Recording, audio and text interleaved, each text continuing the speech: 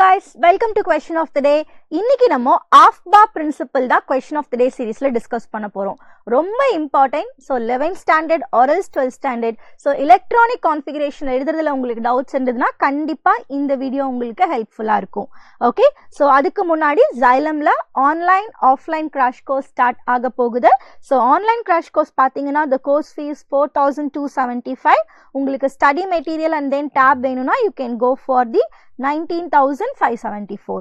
Okay, and the next one is LMRP program, which is last minute revision program. So already நீங்க portions complete cover பண்ணிட்டீங்க. உங்களுக்கு வந்து like test schedules நிறைய வேணும், doubt clarification கண்டிப்பா this program will be really helpful and the course fee is 10,000 plus GST. And this is an offline crash course. So March 27th இருந்து start ஆக போகுது. So உங்களோட friends circles or else relative 12th ஸ்டாண்டர்டில் நீங்கள் board exam முடிச்சுட்டு join பண்ணுறதுனா this course will be apt for you guys. So 10,000 plus GST the course fee. So இங்கே லிஸ்ட்டாக இருக்கிற ஸ்டூடெண்ட்ஸ்லாம் பார்த்தீங்கன்னா Xylemோட ஃபர்ஸ்ட் இயரில் ஸோ இவங்க எல்லாத்துக்குமே மெடிக்கல் சீட் கிடச்சிருக்கு. Almost 50+ students. So congratulation to them. Yeah, so உங்களுக்கு எந்த கோர்ஸ் கன்வீனியன்ட்டாக இருக்கோ you can join this. S guys, now let's come to the AFBA's principle. First one, இது வந்து ரொம்ப helpful to right the electronic configuration according to the subshell. Okay, so அந்த பேசிக் திங்ஸ்லாம் நம்ம பார்த்துடலாம்.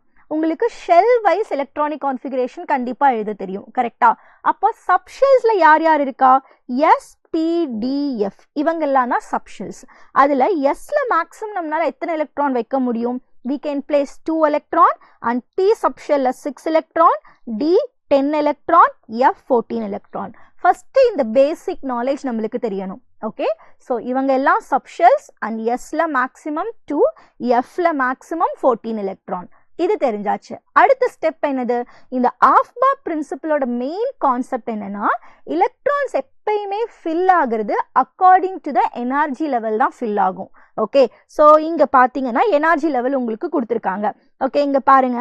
So 1s 2s 3p 2p 3s 3p 3p அடுத்து 4s 4s அடுத்து தான் 3d. ஸோ இந்த எனர்ஜி ஆர்டர் தெரிஞ்சது அப்படின்னா நீங்க ஈஸியா எலக்ட்ரானிக் கான்ஃபிகரேஷன் எழுதிடலாம். ஸோ இந்த டயக்ராமை நம்மளோட ஸ்டைலில் கொஞ்சம் கன்வெர்ட் பண்ணலாமா? Okay, yes. So 1s 2s 2p 3s 3p and then 3d 4s 4p 4d and then 4f 5s 5p 5d 5f. யூஸ்வலாக புக்கில் 7s வரைக்கும் கொடுத்துருக்காங்க. பட் நம்ம 5s வரைக்கும் பண்ணலாம். It is enough, more than enough. Okay, அப்போ நான் எங்கேருந்து ஸ்டார்ட் பண்ணுறேன்? 1sலேருந்து ஸ்டார்ட் பண்ணுறேன். ஸோ 1sக்கு அடுத்து எங்கே போகணும்? 2s.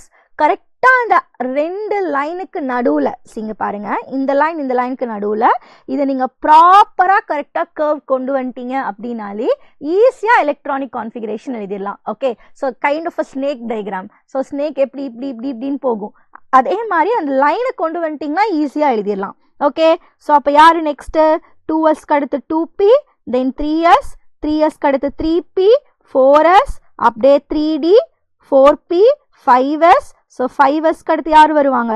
4d, 5p. ஸோ 5pக்கு அடுத்து இங்கே யார் இருக்கும் நம்மளுக்கு? It is 6s. ஸோ இது மாதிரி டயக்ராமை கொஞ்சம் கரெக்டாக நீங்கள் எழுதிட்டீங்கன்னா அதுக்கடுத்து எலக்ட்ரானிக் கான்ஃபிகரேஷன் ஈஸி. ஸோ இது எதை மீன் பண்ணுதுன்னா, 1sக்கு இருக்கிறதுல கம்மி எனர்ஜி, அதனால எப்பயுமே நம்ம 1s தான் ஃபில் பண்ண ஆரம்பிக்கணும். 1sக்கு அடுத்து நம்ம எங்கே போகிறோம்? we are coming to the 2s. 2sக்கு அடுத்து எங்கே போகிறோம்? 2p and then 2pக்கு அடுத்து 3s. ஸோ 3sக்கு அடுத்து 3p. ஸோ இது ஒரு எனர்ஜி ஒரு ஆர்டர். ஓகே, இந்த ஆர்டரை வச்சு தான் நம்ம என்ன பண்ணணும்? எலக்ட்ரானிக் கான்ஃபிகரேஷன் ஃபில் பண்ணணும். ஸ்டார்ட் பண்ணலாமா? ஃபர்ஸ்ட் யாரை பற்றி பார்க்க போகிறோம் அப்படின்னா, let's start with sodium. Okay, சோடியமோட அட்டாமிக் நம்பர் என்னது? It is 11. அப்போ அங்கே எத்தனை எலக்ட்ரான் இருக்கும்? 11 எலக்ட்ரான் இருக்கும், because it's a neutral atom. Okay, fill பண்ணலாம். நம்ம ஆல்ரெடி சொன்ன மாதிரி எஸ் சப்ஷெல்ல 2 எலக்ட்ரான் மேக்ஸிமம் வைக்க முடியும். அப்போது நான் 1sலேருந்து ஸ்டார்ட் பண்ணுறேன். So that this is 1s2. Very simple. Okay, இங்கே இருக்கிற 1 யாரை மீன் பண்ணுறாங்க? It is denoting the orbit number or a shell number. இங்க இருக்கிற S எதை denote பண்ணுது? Subshell denote பண்ணுது. What is this 2 denotes? The 2 denotes a number of electron. Okay, clear? Now, அதுக்கடுத்து நம்ம யாருக்கு வர போகிறோம்? 1s2 முடிச்சாச்சு. 1s அடுத்து I have to come to the 2s. Correct right? Okay, இப்போ 2s. ஸோ அப்போ 2sல எத்தனை எலக்ட்ரான் தான் வைக்க முடியும்? எந்த ஒரு s சப்ஷல் எடுத்தாலும் 2 எலக்ட்ரான் தான் வைக்க முடியும். அப்போ 2s2. இப்போ நான் எலக்ட்ரானை கவுண்ட் பண்ணுறேன். 2 + 2 it is 4 எலக்ட்ரான். அப்போ ரிமைனிங் நம்ம கிட்ட இன்னும் எவ்வளோ எலக்ட்ரான்ஸ் இருக்குது? 7 எலக்ட்ரான்ஸ் இருக்குது. கரெக்டா? 7 எலக்ட்ரான்ஸ் ஃபில் பண்ணலாமா? இப்படி செக் பண்ணிக்கணும். ஓகே, ஒன்ஸ் நீங்கள் ஸ்டார்ட் பண்ணிட்டீங்கன்னா 2-3 கொஸ்டின்ஸ்க்கு அடுத்து நீங்களே உங்களுக்கு ஒரு ஐடியா கிடைச்சிரும். Okay, yes. ஸோ 2s2 அடுத்து யாரு? ஸோ 1s முடிஞ்சது, 2s முடிஞ்சது, 2s அடுத்து 2p. ஸோ அப்போ 2p ஃபில் பண்ணலாமா? It is 2p6. ஏன் நம்ம 2pல 6 கொடுத்துருக்கோம்? பிகாஸ் p சப்ஷனில் மேக்ஸிமம் 6 எலக்ட்ரான் இருக்கும். கரெக்ட்? அப்போ 2p6 முடிஞ்சாச்சு. இப்போ எத்தனை எலக்ட்ரான் ஆயிருக்கு? So 2 + 2 4, 4 + 6 it is 10 electron. அப்போ ரிமைனிங் ஒரே ஒரு எலக்ட்ரான் தான் இருக்கு. அந்த ஒரு எலக்ட்ரான் யாருக்கு போவாங்க? 3sக்கு தான் போவாங்க. அப்போ 3s எழுதும் போது நான் 3s2 எழுதணுமா 3s1 எழுதணுமா? இட் இஸ் 3s1 பிகாஸ் நம்ம கிட்ட ரிமைனிங் ஒரே ஒரு எலக்ட்ரான் தான் இருக்கு. எஸ் சப்ஷல்ல மேக்ஸிமம் 2 எலக்ட்ரான் இருக்கலாம். Correct right? ஆனால் லெஸ் தேன் 2 கூட இருக்கலாம். அப்போ என்கிட்ட ரிமைனிங் ஒரே ஒரு எலக்ட்ரான் இருக்கிறனால I am placing that in the 3s1. அவ்வளோதான், very simple. Okay, now let's do one more question. So இப்போ யார் எடுத்துக்கலாம்? Let's come to the potassium. பொட்டாசியமோட அட்டாமிக் நம்பர் என்னது? It is 19. அப்போ it is 1s2, 2s2, 2p6, 3s2, 3p6, 4s1. இதான் right answer. Okay, count பண்ணலாமா இப்போ?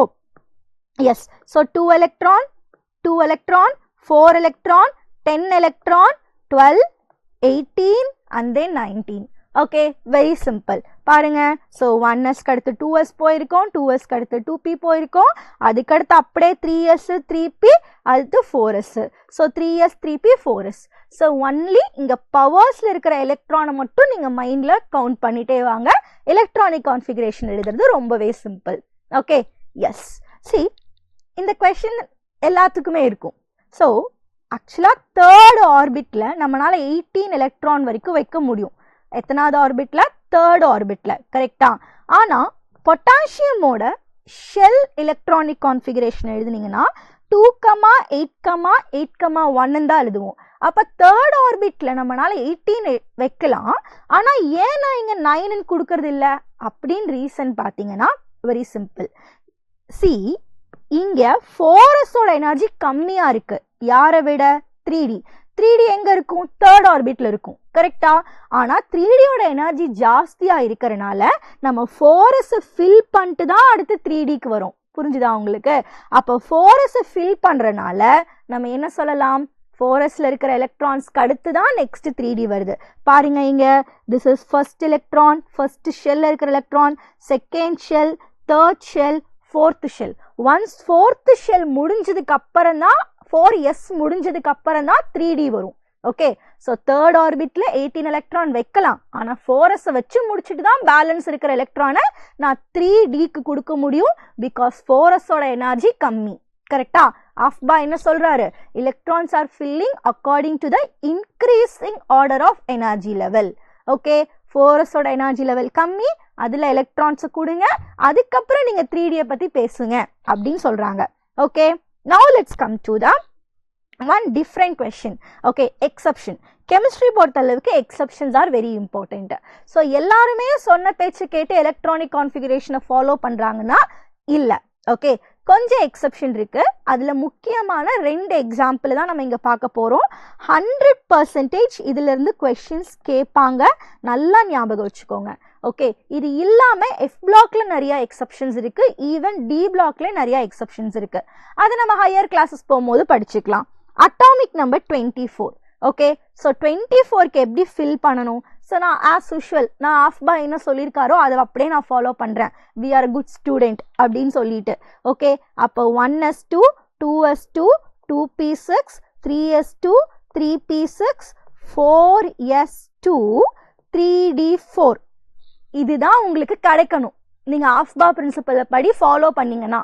ஆனா என்ன நடக்குது அப்படின்னு சொல்லி கேட்டிங்கன்னா இங்க இருந்து ஒரு எலக்ட்ரான் ஸோ டில இருந்து தட் மீன்ஸ் 4s2ல இருந்து ஒரு எலக்ட்ரான் 3d4க்கு வந்துடுது.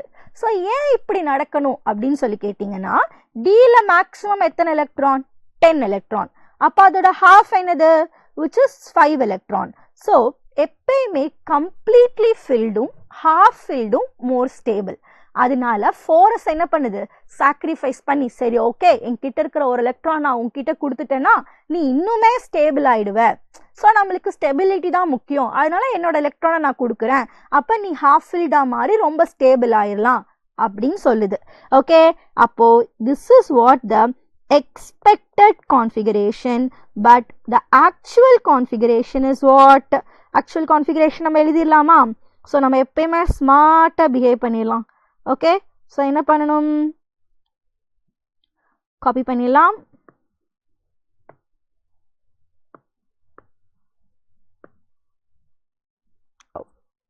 Okay, so it is 2p6 3s2. so in the last case மட்டும் நம்மளுக்கு மாறிட்டு we will be getting as 4s1 3d5. okay, very simple. இதே கேஸ் தான் காப்பருக்கு நடக்குது, பட் half filled கிடையாது, fully filled. இதை நீங்களே சொல்லிடுவீங்க, பார்க்கலாமா? let's start. so காப்பரோடது 29.